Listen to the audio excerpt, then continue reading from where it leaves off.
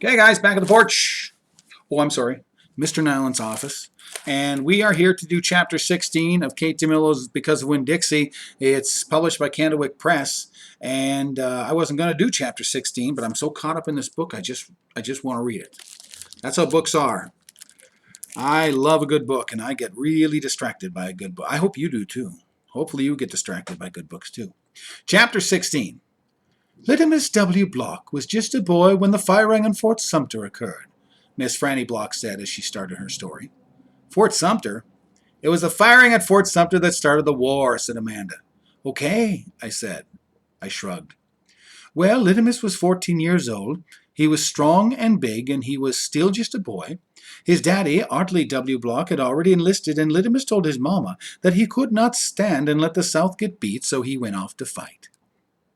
Miss Franny looked around the library, and then she whispered, Men and boys always want to fight. They're always looking for a reason to go to war. It's the saddest thing. They have this abiding notion that war is fun, and no history lesson will convince them differently.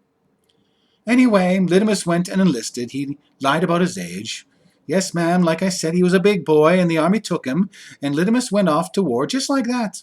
Left behind his mother and 3 sisters, he went off to be a hero. But he soon found out the truth. Miss Franny closed her eyes and shook her head. What truth? I asked her.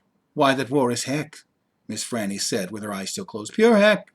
Heck is a cuss word, said Amanda. I stole a look at her. Her face was pinched up even more than usual. War, said Miss Franny with her eyes still closed, should be a cuss word too. She shook her head and opened her eyes. She pointed at me and then pointed at Amanda. You, neither of you can imagine. No, ma'am, Amanda and me said at exactly the same time. We looked real quick at each other and then back at Miss Franny. You cannot imagine.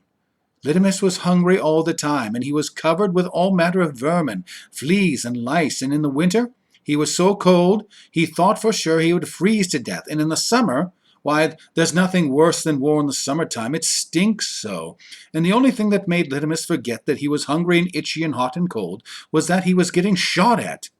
And he got shot at quite a bit, and he was nothing more than a child. Did he get killed? I asked Miss Franny. Good grief, said Amanda. She rolled her eyes. Now, Opal, said Miss Franny, I wouldn't be standing in this room telling you the story if he'd been killed. I wouldn't exist. No, ma'am, he had to live, but he was a changed man. Yes, ma'am, a changed man. He walked back home when the war was over. He walked from Virginia all the way to Georgia. He didn't have a horse.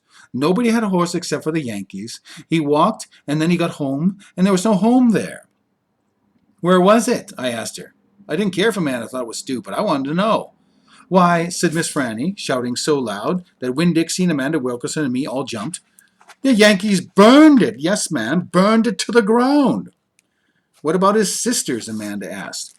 She moved around the desk and came up and sat on the floor. She looked up at Miss Franny. What happened to them? Dead. Dead of typhoid fever. Oh, no, Whisper said in a real soft voice. And his mama, I whispered. Dead too. And his father, Amanda said. What happened to him? He died on the battlefield. Littimus was an orphan? I asked. Yes, ma'am, said Miss Franny. Littimus was an orphan.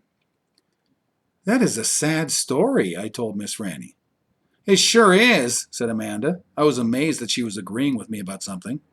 I'm not done yet, said Miss Franny. Winn-Dixie started to snore, and I nudged him with my foot to try to make him quit. I wanted to hear the rest of the story. It was important to me to hear how Littimus survived after losing everything he loved.